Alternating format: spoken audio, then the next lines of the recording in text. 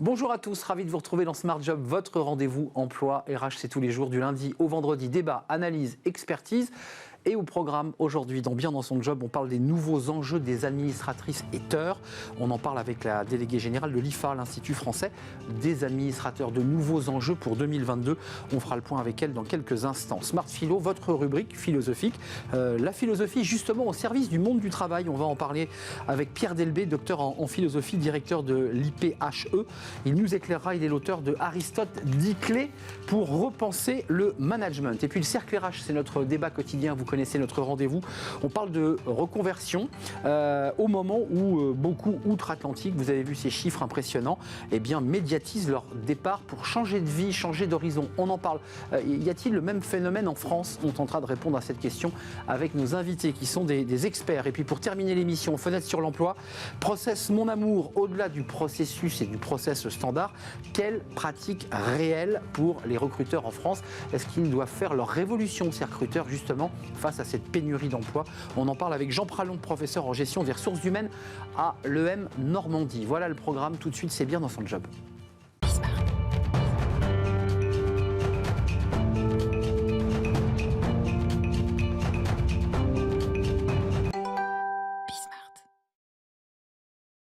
Bien dans son job, j'ai envie de dire bien dans sa fonction d'administratrice et d'administrateur. Et on en parle justement avec Karine Denain-Sauze.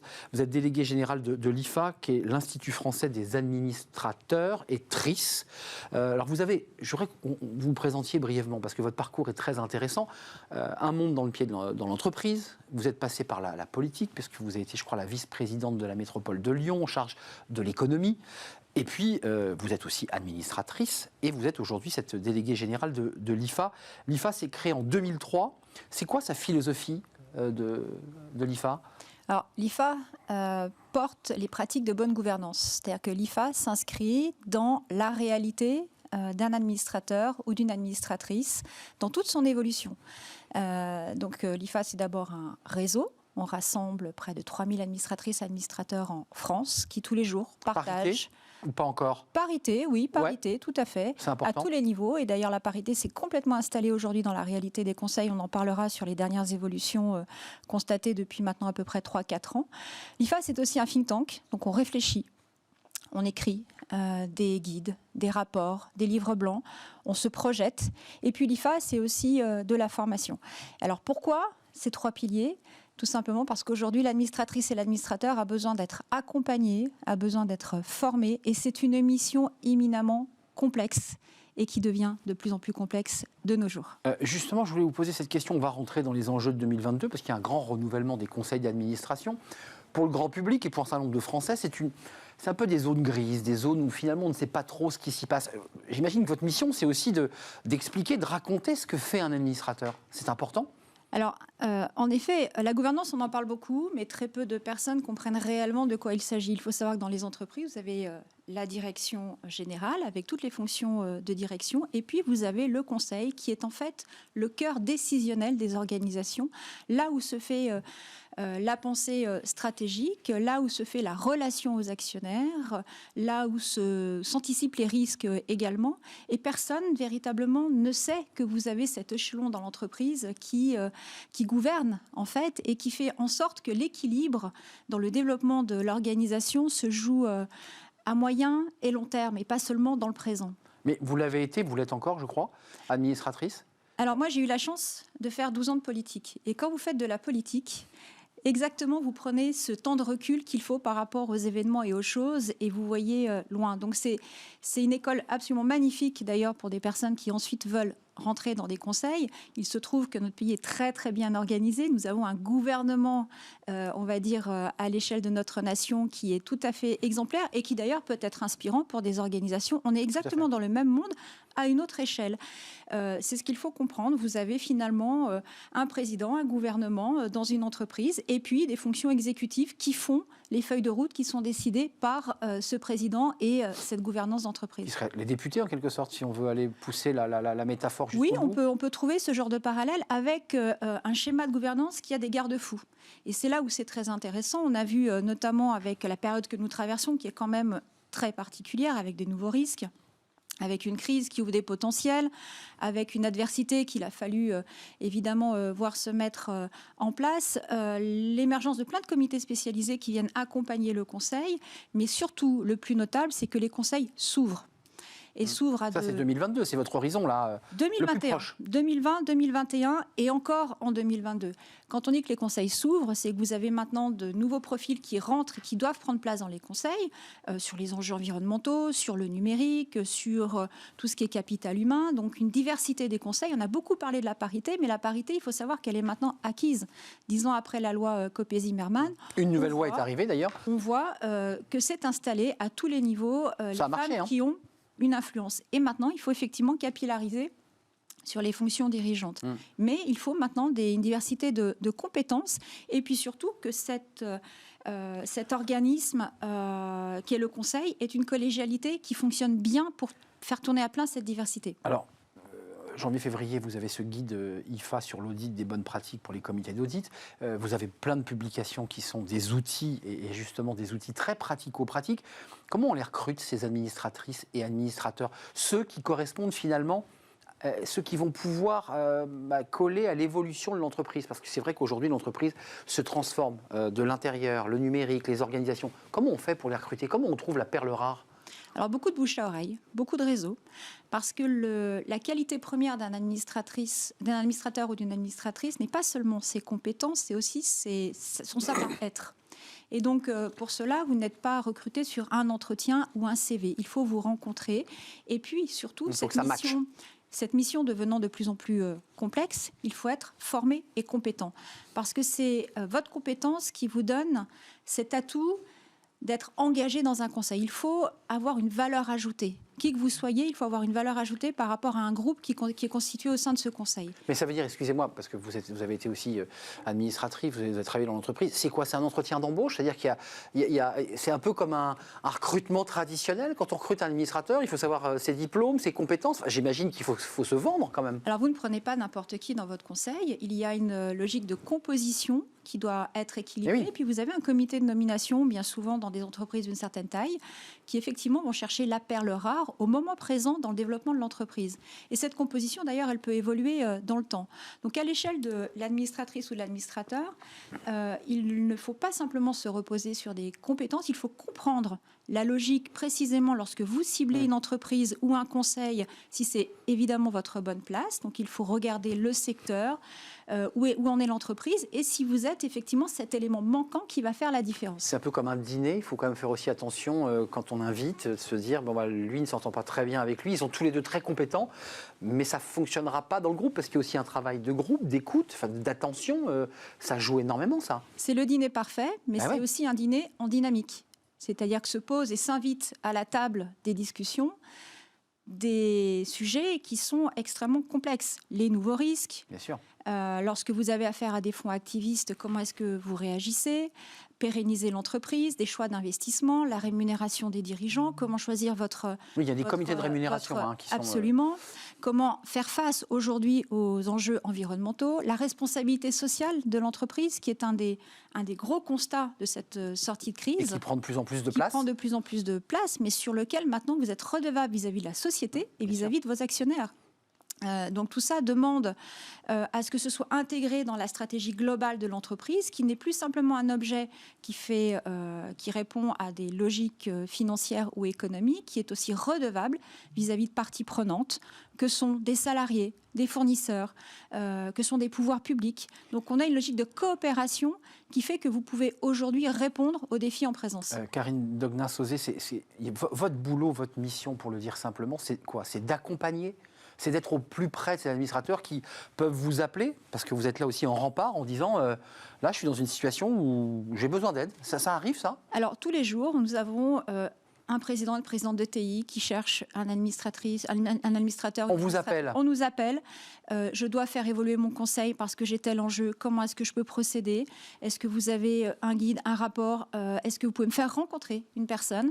Nous avons des clubs et des commissions qui étudient toutes ces évolutions prospectives, juridiques, que vous soyez administrateur salarié, des administrateurs salariés qui viennent de s'inviter dans les conseils, qui doivent aussi trouver leur marque. Il faut les former, il faut les accompagner, il faut leur permettre d'anticiper les décisions. C'est ce que nous faisons à l'IFA. Aujourd'hui, au travers d'événements, au travers de publications. Là, prochainement, nous sortons le rapport sur le secteur des assurances, un secteur qui a été grandement percuté par la crise, parce que c'est un secteur pour lequel la gouvernance a ses particularités. Demain, une entreprise se valorise différemment. L'extra-financier, comment est-ce que vous intégrez les enjeux environnementaux dans la rémunération des dirigeants? Réalisé par, j'imagine, des experts et des spécialistes du sujet. Absolument. Sous pilotage de l'IFA. Des gens qui sont en situation, qui vivent ça et qui vous expliquent comment vous, en tant qu'administrateur ou en recherche de mandat, vous pouvez bien appréhender ces questions-là. Avant de nous quitter, juste un chiffre pratique, j'imagine que vous l'avez. Dans ce renouvellement des conseils d'administration en 2022, il y a combien de places vacantes? Comment ça marche là? Il y a combien de postes libres qui vont se libérer dans les mois qui viennent? Alors vous avez un en chiffre? France 175 000 mandats, 1500 sur le SBF. Les ETI sont vraiment le terrain de conquête. Donc moi, j'engage vraiment les administratrices et administrateurs à s'intéresser à cette cible-là. C'est un outil nécessaire. Ouais. Les startups scale-up.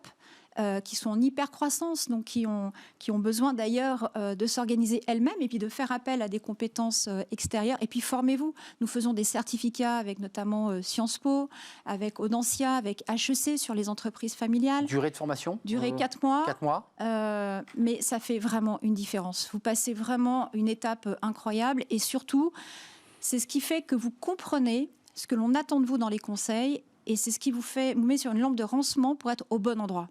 Merci Karine Degnin-Sauzé, déléguée générale de l'IFA. Avec ces documents, juste, on les trouve où pour ceux qui nous regardent et qui se disent, on vous les avez en PDF sur Internet ou on vient chez vous les chercher? Vous adhérez à l'IFA, vous avez accès à plus de 100 publications, 16 nouvelles éditions par an, et puis surtout, c'est un réseau magnifique avec de très belles rencontres.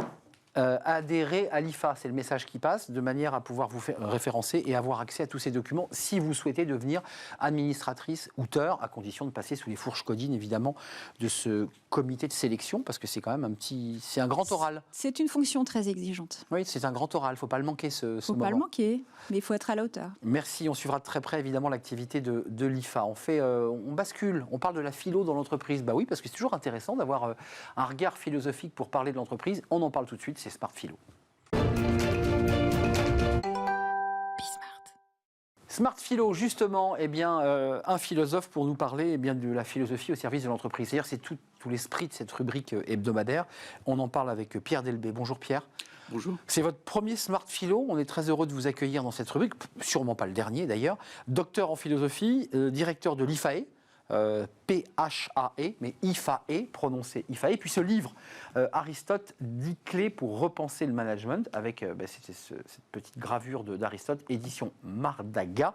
C'est votre éditeur. On va commencer, Pierre, parce que vous faites la passerelle, sinon IFAE, c'est ça, hein? Oui. C'est faire la passerelle entre ce qui, de prime abord, n'a pas de lien, et vous nous dites tout l'inverse, vous dites, si philo et entreprise, ça a des liens. Alors, on va revenir, évidemment, sur les mots que vous avez sélectionnés, mais c'est ça, votre boulot, c'est de faire la passerelle?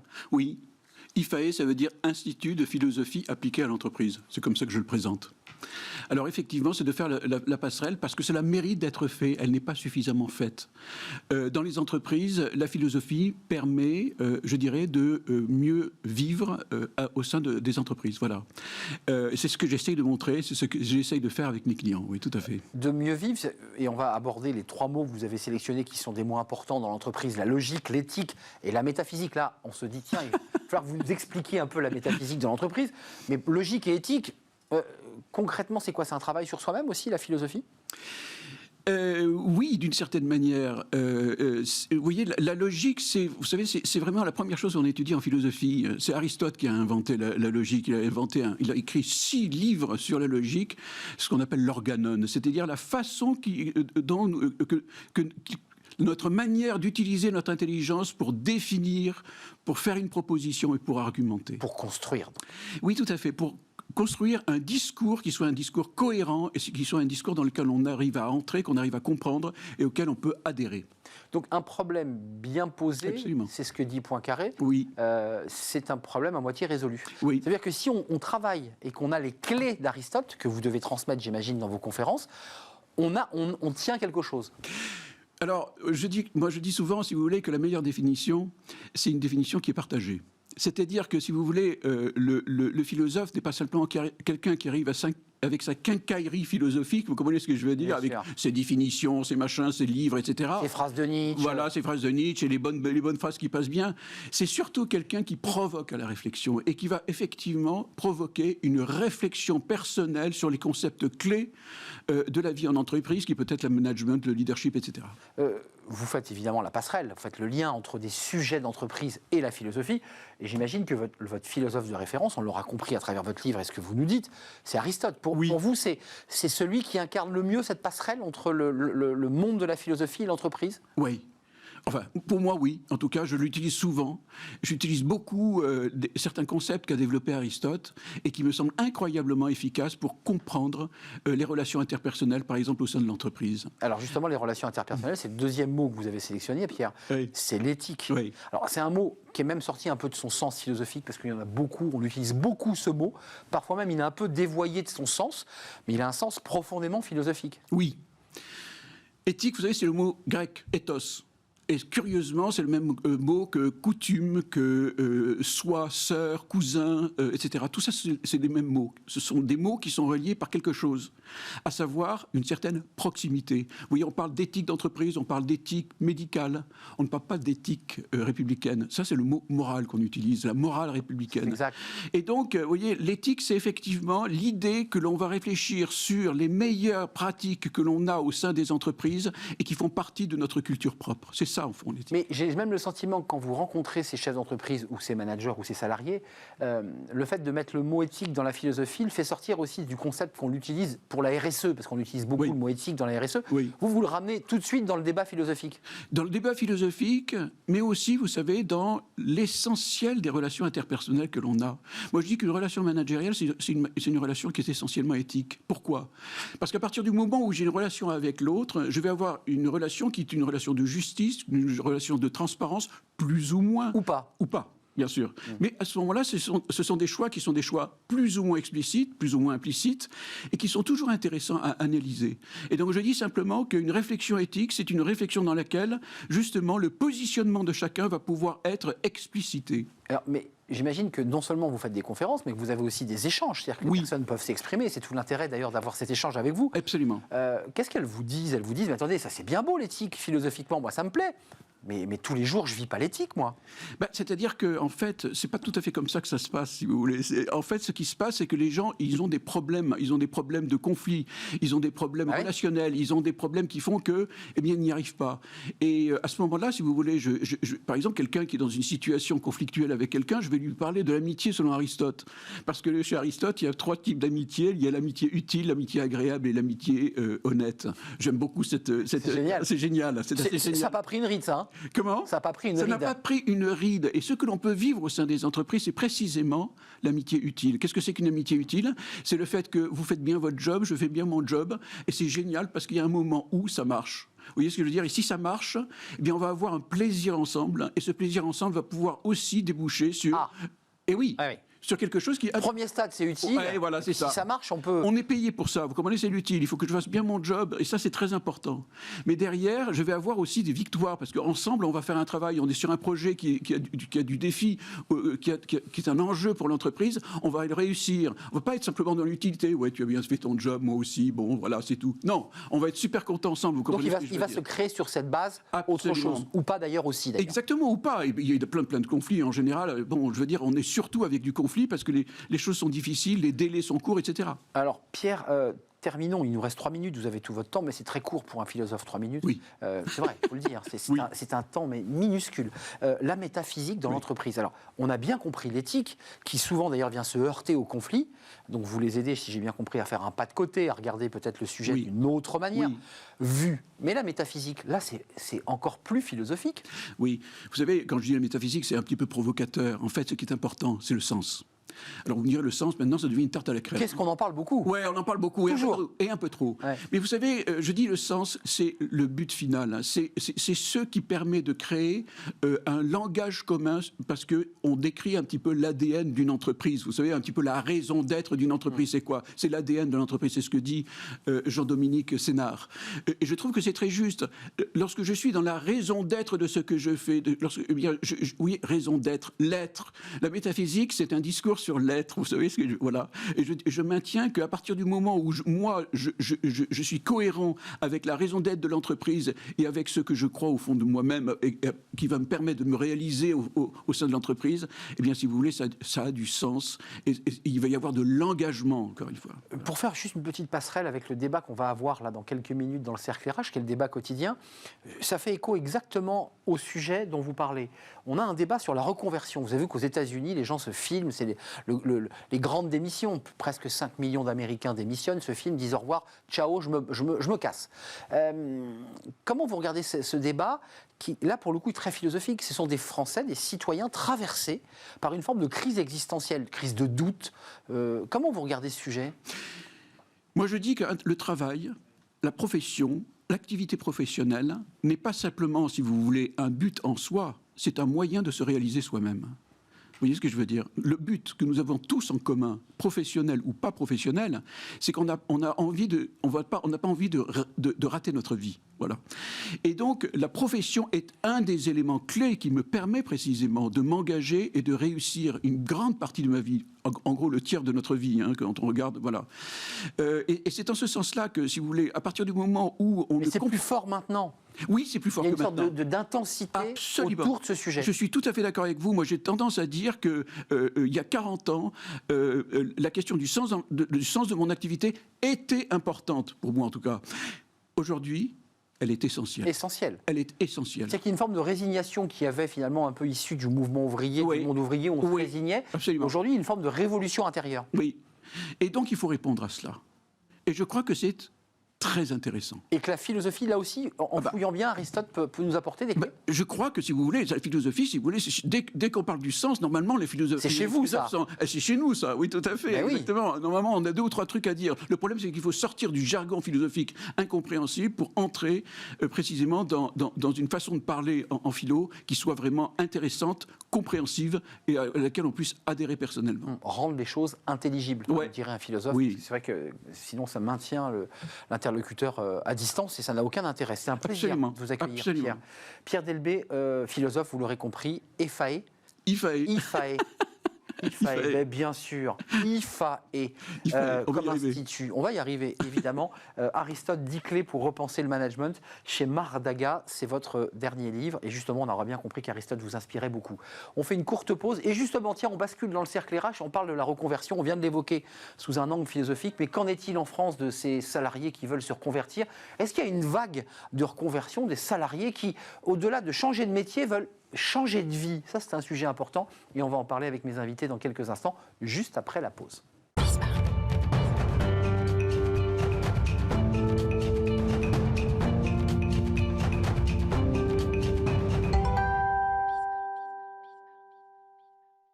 Le cercle RH, votre débat quotidien avec ce sujet de la reconversion. Il est sur la table des cabinets de recrutement. Il est aux États-Unis, évidemment. Près de 5 millions d'Américains font le Be Quiet, c'est-à-dire qu'ils se filment pour dire je m'en vais, voilà, c'est fini. Je tourne la page. Donc ça dit quelque chose aussi de la mise en scène, de l'idée de raconter sa vie aussi. Qu'en est-il en France? On va faire le point, évidemment, avec des experts et expertes. Est-ce qu'on peut considérer que l'année 2022, c'est l'année de la reconversion? Évidemment, vous l'aurez compris, suite à 2 années de crise Covid, où certaines personnes se sont remises en question en profondeur. On en parle avec mes invités. Alexandra Petit-Signe, merci d'avoir répondu à notre invitation. Consultante en développement professionnel à l'APEC, qui est une association. Absolument. On est bien d'accord. Vous étiez déjà venu sur le plateau nous parler justement de reconversion, si ma mémoire est bonne. Mais on poursuit ce sujet parce qu'on voudrait savoir où on en est exactement. Catherine Brennan, merci d'avoir répondu à notre invitation, directrice des opérations chez Burdeo. Burdeo, alors, qui est un cabinet, je ne dirais pas de bêtises, créé en 2010, qui est un leader en France en recrutement et chasse de tête spécialisé dans le développement durable. Et quand on dit développement durable, on dit sens, on dit des métiers comme ça où on se dit tiens, je vais travailler dans un secteur où je vais faire du bien à la planète. Et je pense que vous avez beaucoup de personnes qui ont peut-être quitté le tabac ou des métiers ou des secteurs extrêmement polluants, peut-être. Oui, je ne sais pas si c'est dans les secteurs que de vouloir donner un sens à ce qu'on fait et de se dire qu'on a un impact positif sur le monde dans lequel on vit. J'agis. Oui. J'agis. Et je vois concrètement les résultats de ce que je fais. C'est ça. Notre dernier invité est en visio et on le salue. Moustapha Ben Kalfat, bonjour. J'espère que vous allez bien. Ravi de vous accueillir. Ouais, très très bien. On est très heureux et on va parler d'un sujet assez important parce que je pense que c'est un peu le sujet de l'année dont vont faire face les cabinets. Fondateur de Jobtimis, qui est un jeu de mots dans l'écriture. Vous êtes un cabinet spécialisé dans le coaching et la reconversion professionnelle, donc on est en plein cœur du sujet. Et vous aviez sorti un livre paru en janvier, auto-édité, je vous félicite, un job en 30 jours. Une question simple à vous trois, qui êtes des experts, qui êtes confrontés à des personnes dans vos univers professionnels. Est-ce qu'on peut vivre, est-ce que l'on vit un phénomène équivalent à celui des États-Unis en matière de volonté de changer de travail, mais aussi de changer de vie? Est-ce que vous le ressentez, Alexandra? Oui, mais on l'a vu déjà en fait au début de cette crise. Il y a un phénomène vraiment où les personnes ont fait un retour sur eux, ont pris du recul par rapport à leur situation et vraiment ont aujourd'hui envie de donner davantage de sens. On a parlé déjà à l'APEC plusieurs fois au sujet des cas de cette quête de sens qui est vraiment très forte. Mais excusez-moi, ils en parlent ou ils le font? Parce qu'aux États-Unis, ils le font. Il y a beaucoup qui en parlent en France, mais franchir le pas, c'est autre chose. On voit beaucoup de reconversions professionnelles. Dans le cadre du conseil en évolution professionnelle, nous, on accompagne donc au niveau national les cadres. Et effectivement, aujourd'hui, il y a beaucoup de cadres qui, dans cette quête de sens, se lancent dans des projets vraiment de reconversion professionnelle. Et ils prennent le temps pour sécuriser leur parcours en venant nous voir et en organisant effectivement ce changement. Catherine Brennan, c'est les effets Covid. Vous les ressentez, ces effets Covid, parce que votre public, c'est les métiers du développement durable. Alors, nous, on l'a déjà vu avant le Covid. On était déjà sollicités par des personnes qui, peut-être en deuxième partie de carrière, se disaient en fait, maintenant, j'ai envie de soit travailler dans une structure, soit avoir un job avec un impact que je peux voir et mesurer. Ils vivaient quoi avant, excusez-moi Catherine? C'était quoi? C'était type de métier, ça pouvait être des directeurs marketing, des responsables logistiques, des gens dans la finance et qui en fait se disent j'ai envie d'avoir un impact positif. Donc j'ai envie d'aller soit vers des entreprises dont c'est l'ADN, soit sur des postes RSE développement durable où je vais pouvoir porter ma pierre à l'édifice pour changer les choses. Moi, ce que j'ai remarqué depuis la crise Covid, c'est qu'on a peut-être plus ce discours et ces demandes de la part de profils plus jeunes. Ça commence de plus en plus jeune. Oui. C'est pas la quarantaine, vous savez, le démon professionnel où on se dit, allez, je balance tout. Là, c'est quoi, 25, 30 ans? Oui, après une première expérience de 4-5 ans. Dans une grande entreprise, on se dit non. Oui, c'est ça. Et avec aussi des demandes de sortir des grands centres urbains. Ça, c'est aussi quelque chose qu'on a vu arriver avec la crise Covid. Et ça, c'est intéressant parce qu'on a vu les départs de Paris qui se vident doucement de sa population aux dépens de métropoles qui cartonnent. Je pense évidemment à Nantes, mais pas seulement. Bordeaux, Tours, j'ai vu que ces villes, Le Mans, toutes celles qui avaient un TGV. Moustapha Ben Kalfat, coaching, accompagnement, donc vous les prenez en main, en charge, ces salariés. C'est quoi? Comment on pourrait les définir, ces salariés? Ils ont le blues, ils se boostent. Ils sont dans quel état d'esprit, ces salariés qui veulent se reconvertir? Alors, à la faveur du déconfinement, ils ont eu le temps de réfléchir, tout d'abord. Donc, ils ont mené cette réflexion, ils se sont aperçus justement qu'ils avaient cette quête de sens. Il y a également des aspects matériels et pratiques, comme la possibilité d'être en télétravail, qui joue beaucoup. Les dispositifs étatiques ont beaucoup aidé également, puisque les possibilités offertes désormais pour se reconvertir sont incomparables avec ce qu'elles furent jadis. Donc, à partir du moment où vous avez des gens qui ont le temps de réfléchir, qui sont financés ou partiellement financés, pourquoi pas en fait.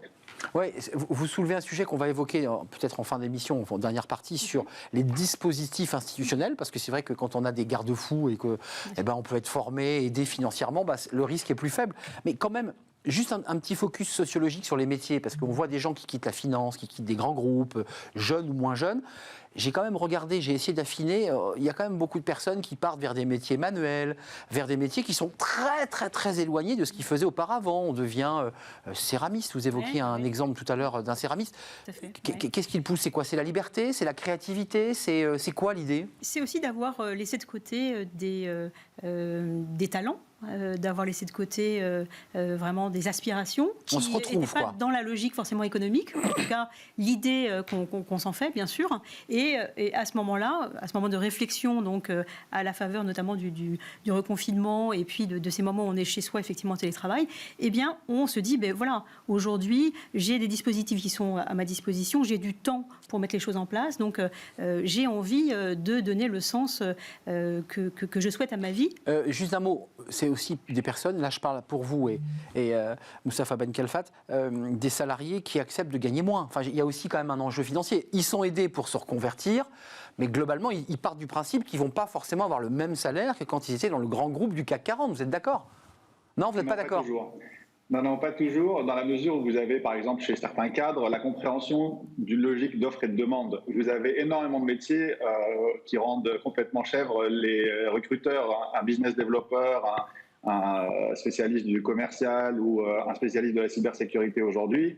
On va très très peu ergoter, l'embaucher, lui offrir des salaires particulièrement attractifs et des conditions sympas en termes de télétravail et autres. Donc, pour certaines personnes, le choix du cœur, qui va être un choix plutôt artistique, manuel, un choix de liberté absolue, par exemple, on fait une transition du salariat vers le statut d'indépendant, là oui, ils ont conscience justement des sacrifices financiers à faire. Parfois, le fait de quitter Paris en soi est déjà un progrès financier. Donc là encore, ils ont conscience que le même salaire, ou un salaire diminué de 30%. Oui, le même salaire en Angoulême, c'est bien. Hein. C'est ça. Ouais, c'est ça. Oui, et c'est vrai que les dispositifs ont beaucoup évolué par rapport à ce que j'ai connu. Vous avez des formats très courts de formation. Aujourd'hui, dans beaucoup de métiers, vous avez la logique bootcamp que j'avais découverte à New York il y a 12 ans et que j'avais eu beaucoup de mal à importer en France. À l'époque, j'ai pas réussi d'ailleurs. Et aujourd'hui, vous avez ça partout. Vous pouvez devenir UX designer en 15 semaines. Je le sais bien puisque j'ai d'abord coaché mon épouse qui est désormais UX designer. Moustapha, excusez-moi, juste un mot. La reconversion, là, c'est intéressant parce qu'on change vraiment de métier. On n'est pas en train de nous vendre un peu du rêve, là, quand vous dites en 15 semaines, ça y est, il y a un petit côté slogan publicitaire. En 15 semaines, devenez... non, ça marche réellement? On peut vraiment le devenir? Non.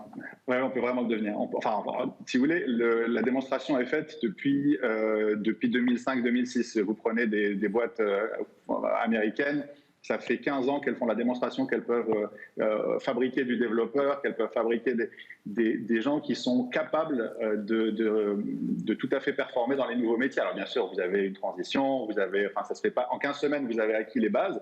Et ensuite, vous évoluez. C'est ça. Mais un métier comme copywriter, par exemple, que vous devez bien connaître, aujourd'hui, il faut pondre une quantité de contenu énorme. Il faut pondre des contenus qui soient optimisés référencement. Donc tout ça, c'est en fait vraiment de la création de communication écrite en direction des moteurs de recherche. Bon, si vous voulez, c'est très compliqué de trouver quelqu'un de compétent et les reconversions sont particulièrement intéressantes pour des gens qui ont fait des études de lettres, par exemple, alors qu'avant, elles étaient plutôt condamnées à des voies de garage. Catherine, chez Burdeo, il y a aussi cette plateforme là, que vous avez mise en place sur des métiers dédiés aux indépendants, justement des métiers de la RSE et du développement durable. Dans la reconversion, il y a quand même l'idée beaucoup de je quitte un statut de salarié pour devenir indépendant, puisque c'est un des éléments, et je sais que ça représente quand même pas mal de monde. On a des chiffres, 6 salariés actifs en emploi sur 10 ont entrepris ou envisagent une reconversion professionnelle, ça c'est le premier chiffre, ça c'est pour des gens qui sont en activité, puis et là chez les demandeurs d'emploi c'est encore plus important, c'est 8 chômeurs sur 10 ont entrepris ou envisagent une reconversion professionnelle, et j'ai lu que parmi eux il y avait beaucoup de demandeurs d'emploi qui disaient je crée ma boîte. Est-ce que vous l'avez, ce phénomène-là? Alors, sur People for Impact, nous, on a des experts sur les sujets qu'on porte en RSE, en développement durable, qui sont des personnes qui, à un moment donné, soit parce qu'elles ont décidé de changer de localité, oui, on en revient tout le temps à ça. Oui, ont pris le statut d'indépendant parce que des postes en CDI n'existaient pas particulièrement dans leur bassin d'emploi. Là aussi, ce qui m'a étonnée avec ces professionnels indépendants, c'est qu'ils ne sont pas tous en troisième partie de carrière, comme j'avais pu l'imaginer au départ. Là aussi, on a des jeunes qui décident de faire ce parcours-là presque à la sortie d'études, parce qu'ils veulent rester en province, parce qu'ils veulent pouvoir se lâcher et avoir effectivement peut-être un autre métier. Donc c'est leur qualité de vie qui passe en premier là. Oui, et ça c'est important. C'est la volonté de pouvoir choisir les projets sur lesquels ils travaillent. Mais ça, ils me le disent souvent. Je veux pouvoir choisir le projet sur lequel je trouve intéressant philosophiquement. Vous avez vu, on avait un philosophe tout à l'heure qui nous parlait d'Aristote. Je trouve ça très intéressant parce qu'il nous expliquait qu'il y a une période, il y a une quarantaine d'années, il y a une forme de résignation. On allait au travail, on allait à l'usine, on allait dans les bureaux, sans trop se poser la question du sens. J'ai l'impression qu'il y a un effet loupe autour de cela. C'est-à-dire, je veux choisir ma vie, je veux choisir mon équilibre de vie. Ça, vous l'entendez chez ceux qui poussent la porte, qui disent pendant 20 ans, j'ai bossé, j'ai baissé la tête, c'est fini maintenant, je la relève. Mais ce phénomène quand même qui est assez nouveau, c'est, en tout cas nous on le voit beaucoup à l'APEC, de jeunes professionnels, de jeunes diplômés qui ont fait un parcours. École de commerce. Et qui se retrouvent dans des situations professionnelles qui ne leur conviennent pas. Alors probablement qu'avant, effectivement, ils faisaient avec. Et aujourd'hui, je pense qu'ils ont aussi pris conscience qu'on peut faire une reconversion professionnelle quand on est un jeune professionnel. On peut faire une reconversion professionnelle quand on démarre sa vie. Ouais, ce qui peut paraître paradoxal. On peut même travailler et démarrer un processus dans une démarche comme celle-ci à l'APEC. On a eu un invité hier qui travaillait dans un grand groupe et qui, en parallèle, avait créé son entreprise, en l'occurrence de séries télé et de scénarios, et pour ensuite le transformer définitivement en activité à temps plein. Il était notre invité hier sur le plateau. Mustapha et Alexandra, et Catherine aussi, bien sûr, vous parliez des dispositifs, parce que parlez-nous un peu très concrètement. Là, c'est institutionnel, vous dites, on n'a jamais eu des dispositifs aussi accompagnants, aussi encourageants à la reconversion. Juste, c'est quoi l'esprit? On pousse les gens à se reconvertir? C'est essayer de les ventiler sur les métiers pénuriques? C'est ça l'objectif? En tout cas, c'est de leur proposer, en tout cas dans ces dispositifs, ils ont la possibilité de quitter leur entreprise, donc de toucher effectivement le chômage et de pouvoir se former et accompagner évidemment un projet réel et sérieux. Donc, ça, vous le sculptez, ça. C'est notre travail effectivement c'est-à-dire, j'étais financier, j'étais trader, je vais élever des vaches et faire du lait bio. Vous dites c'est pas sérieux et crédible? Alors ça peut être tout à fait crédible. Après, on va travailler ensemble sur justement la crédibilité de leur projet, c'est-à-dire l'adéquation à un projet, la façon dont ils vont développer cette démarche, la façon dont ils se sont informés aussi de la dynamique de marché. Donc c'est tout ce travail qu'on fait avec eux. Un vrai travail de chef d'entreprise, de benchmark, d'études de marché, de business plan. Quel est mon modèle économique? Et ça, on travaille avec eux dans le cadre donc, du Conseil en évolution professionnelle. Vous avez souri, Mustapha. Dans l'idée des institutions, il y a quand même l'idée de ventiler, d'accompagner des salariés qui sont dans des secteurs parfois un peu bouchés, dont on sait qu'ils seront sinistrés, et les emmener vers des secteurs plus en tension. Alors j'ai souri parce qu'un trader qui s'oriente vers le lait bio, a priori, va trader du lait. Mais bon, c'est ça qui m'a fait sourire. C'était peut-être pas le bon exemple.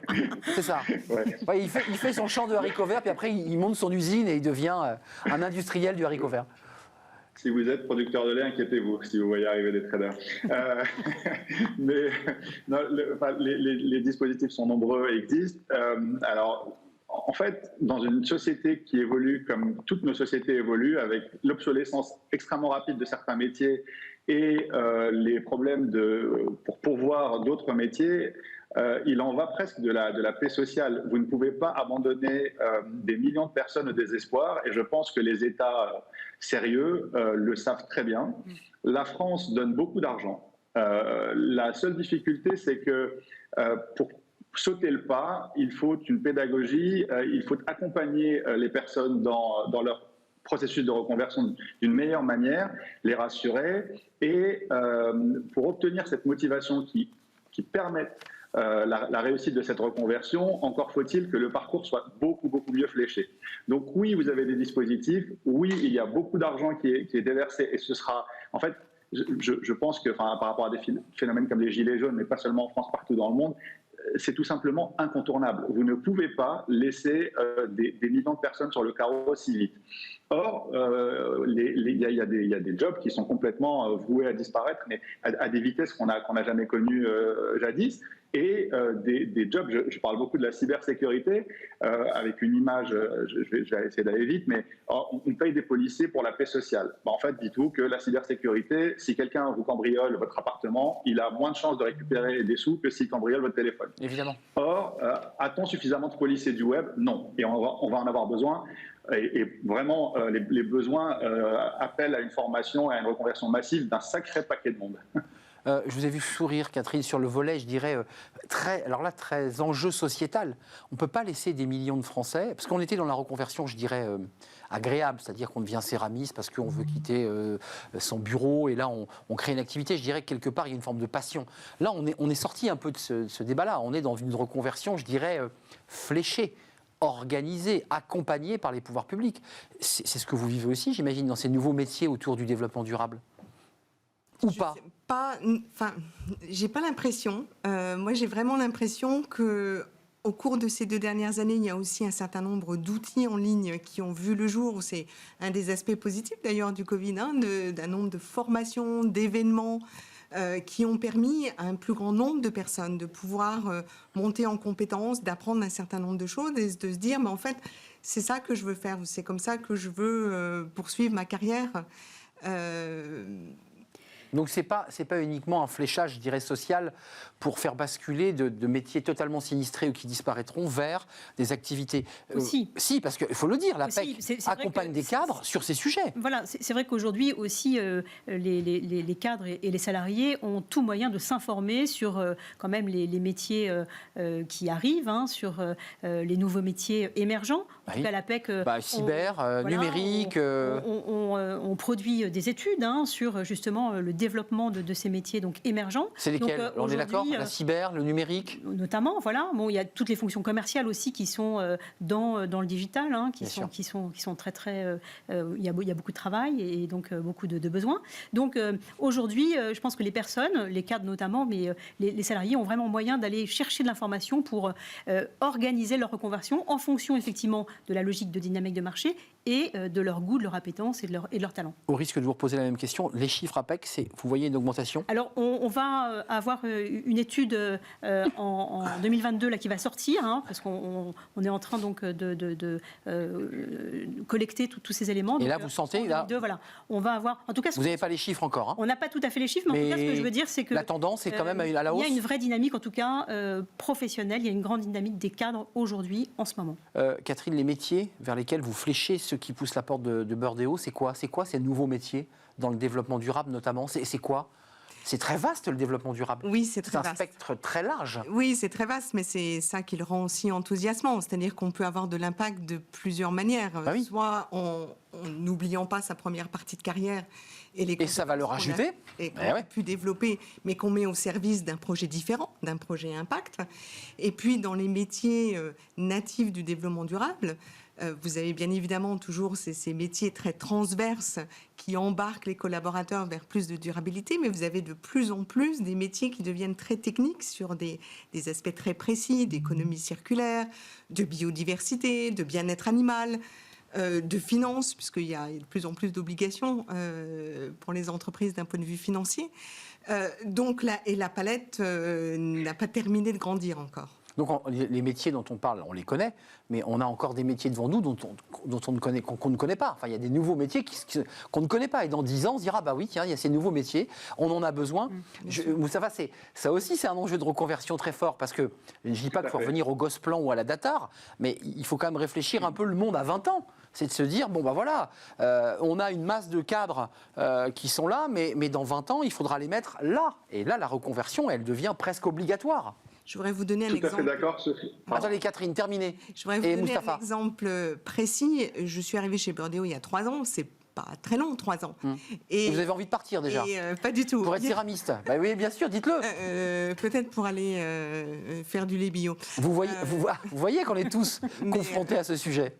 Mais il y a un sujet à propos duquel on ne parlait pas, qui était celui de la data. Et en fait, aujourd'hui, on se rend compte que la data, même sur des sujets de développement durable et de RSE, ça devient important. Quand on parle d'affichage environnemental, c'est quelque chose qui devient de plus en plus courant sur les produits, eh bien, ça implique de savoir aller chercher de la data, interpréter cette data pour pouvoir la restituer dans quelque chose qui va faire sens pour le consommateur. Et là, il faut des techniciens, des ingénieurs, des spécialistes. C'est ça. Et il y a les fameux talents. Les fameux talents. Et il y a 3 ans, c'était pas dans nos radars. Mustapha, je vous pose la question à vous et Alexandra. Vous pensez que c'était humoristique pour faire un trait d'humour, mais on est tous traversés, nous-mêmes, journalistes, par cette idée que est-ce que je suis sur le bon rail? Est-ce que j'ai pas envie de faire autre chose? Est-ce que vous êtes gagné par ce sujet? Vous qui vous-même accompagnez, coachez au sein de votre entreprise Jobtimise. Et vous aussi, vous devez avoir la tentation de Venise parfois, non? Alors, vous ne savez pas si bien dire, puisque je postule pour un doctorat à la rentrée. Donc, je fais un doctorat sur le télétravail. Donc oui, j'ai eu cette tentation et je suis passé à l'acte en continuant avec Jobtimise. Donc, c'est une transition. Enfin, nous, pour donner un chiffre, on est passé de 15% des clients qui nous contactaient pour la reconversion professionnelle à 80%. Colossal. Donc quand même, c'est colossal, ouais. Et donc effectivement, vous avez ça. Le truc, c'est qu'il faut avoir une approche un peu entrepreneuriale, je dirais, par rapport à l'analyse d'une reconversion. Tout ce qui est dysfonctionnel et gravement dysfonctionnel va nécessiter des ajustements. Donc on parle du web, du cyber, etc. Mais quand vous avez des gamins qui sont restés à la maison, qui ont eu des scolarités qui ont quand même été sacrément perturbées. Donc évidemment, les enfants de cadres, les enfants de de parents qui s'occupent bien d'eux, tout ira bien, et les autres. Et donc, je peux dès aujourd'hui faire le pari d'une quantité de dysfonctionnements qui sont déjà là. En fait, quand vous parlez de 20 ans, non, pas 20 ans, 20 mois, et encore. Oui, ça va très vite. C'est-à-dire qu'aujourd'hui... Mais oui. Ouais, je suis très 20e siècle. Hein. Non.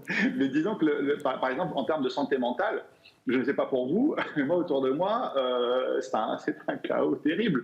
Et dans les entreprises, quand je discute avec des chefs d'entreprise petites ou grandes ou très grandes, c'est une inquiétude qui grandit.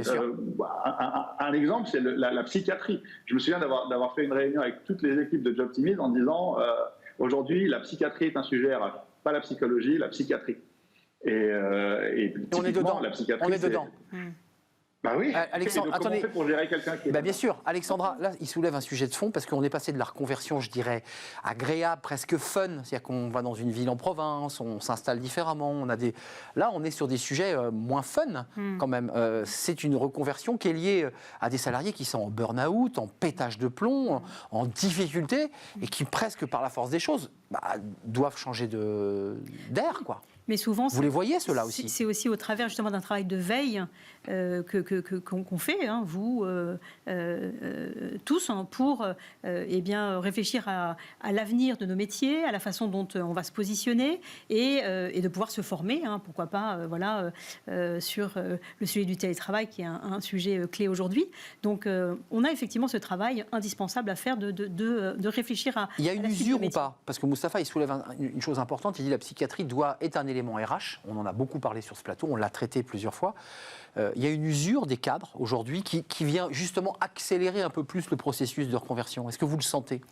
Aujourd'hui, ce qu'on constate en tout cas, c'est que toute cette période, effectivement, qui a quand même apporté une grande transition, hein, dans le marché du travail, aujourd'hui, il y a de nombreux postes à pourvoir et ça n'a pas émoussé en tout cas la volonté, le dynamisme de changement et d'évolution. Et en plus, il y a des marchés pénuriques qui font qu'il y a vraiment... J'allais le dire, sur un marché porteur. Beaucoup de cadres aujourd'hui qui sont dans le mouvement.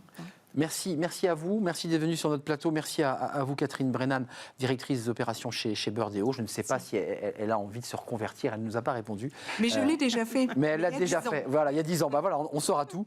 Merci Alexandra Petit-Signe, consultante en développement professionnel à l'APEC, qui est une association qui accompagne les cadres du privé pour une reconversion. Qui accompagne tous les cadres. Et tous les cadres, et du public aussi. Du secteur privé, et donc dans le cadre, on l'a dit, au niveau national du Conseil en évolution professionnelle. Absolument, avec des dispositifs, allez donc vous renseigner parce qu'ils existent, ils peuvent vous accompagner financièrement. Merci à Mustapha Ben Khalfat, vous êtes le fondateur de Jobtimise et lui a fendu l'armure et nous a dit qu'il allait entamer un doctorat dans quelle matière d'ailleurs?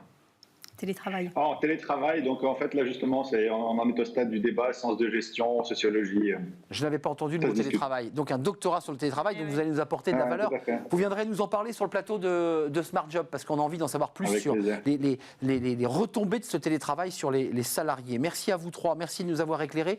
On termine notre émission avec Fenêtre sur l'emploi. On va s'intéresser au process de recrutement. Alors c'est quelque chose de très mécanique, entreprise de recrutement qu'on leur processe. Et bien l'expert qui va venir en plateau nous dit, allez, on renverse la table, on change tout, on en parle.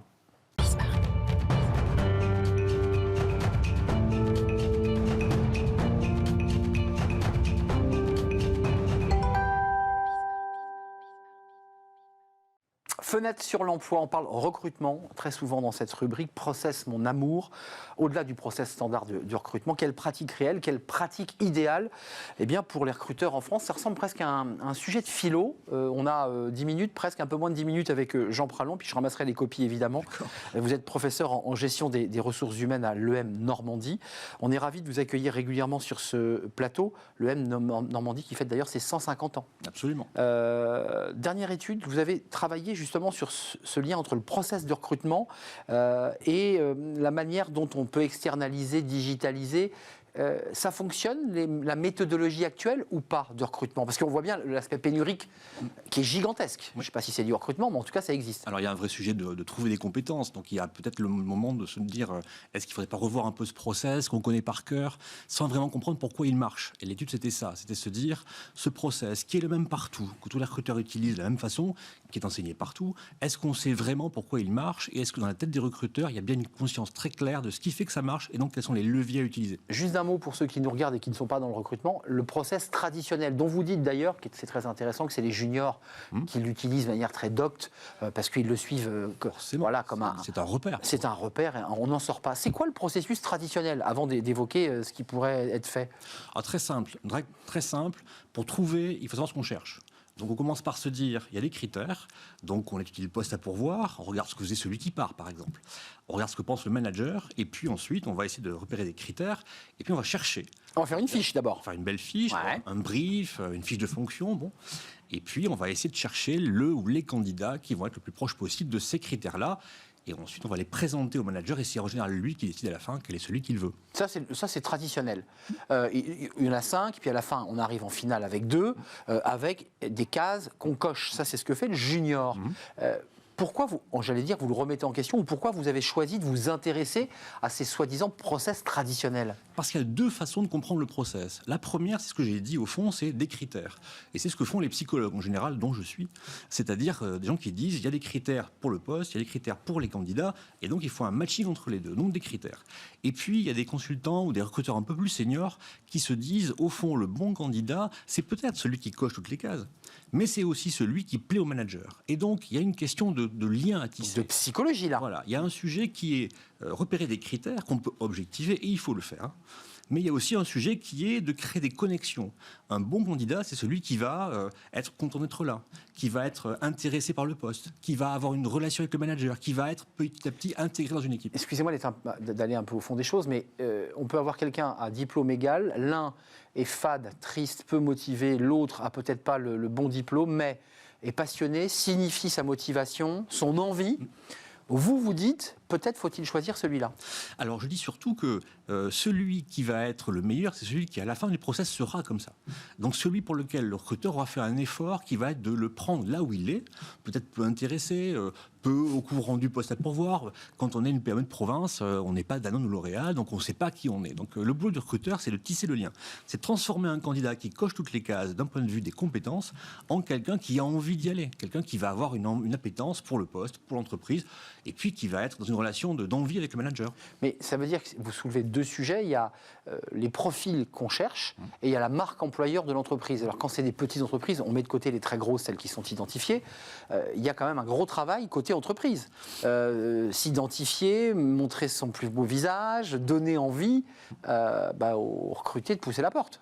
Alors pour moi, ce n'est pas un sujet marque employeur. C'est un sujet process. On est dans le process là aussi. Ouais, mais la marque employeur, c'est encore, je crois, un outil qui est vu comme de la pub par les candidats. Ouais, et donc, parce que c'est de la pub, on y croque à moitié. Ce qui est vraiment intéressant aujourd'hui, c'est de se dire comment est-ce que le digital permet de mettre en process beaucoup plus serré, beaucoup plus efficace, toute une partie d'évaluation, de testing en amont, et comment est-ce que le temps dégagé permet de donner du temps aux recruteurs pour aller tisser ce lien, parce que ça, on ne peut pas le digitaliser. C'est intéressant parce que j'allais pour terminer notre échange, vous entraîner sur le digital. Il y a beaucoup d'entreprises et qui viennent sur ce plateau nous expliquer leur logiciel formidable qui permet finalement, sans humain ou presque, de pouvoir faire le bon matching. Moi, si je vous entends bien, vous mixez les deux. Vous dites, il faut de la data. Absolument. Mais derrière, il faut de l'humain.